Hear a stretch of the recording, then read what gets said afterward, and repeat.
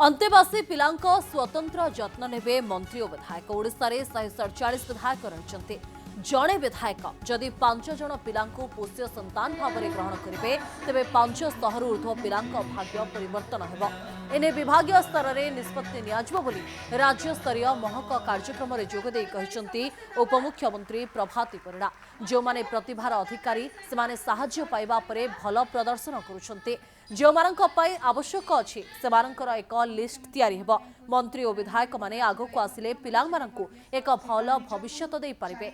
Mission बात्सल्य PM K R भली योजना रे 8000 ऊर्ध्व पिलांकु 225 टी होम रे रखा जाई पारिछि बोली उपमुख्यमंत्री कहिसंती।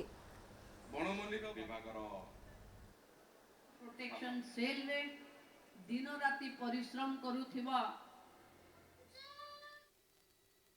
आमर सबुठारु मूल्यवान संपत्ति आम शिशु मानकर उज्जवल भविष्यत निर्माण दिगरे आमे समस्ते सम्मिलित संकल्पबद्ध होई उद्यम करिबा।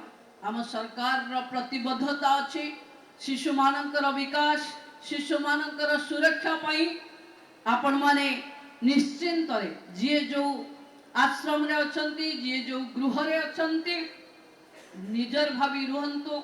समस्या आसिले आपणक सहित सरकार ठिया हेबे विभागीय अधिकारी माने ठिया हेबे। मु आपण मानक पाखए अनेक सामाजिक अनुष्ठान रो बंधु माने भी आपणक सहित काम करूचंती।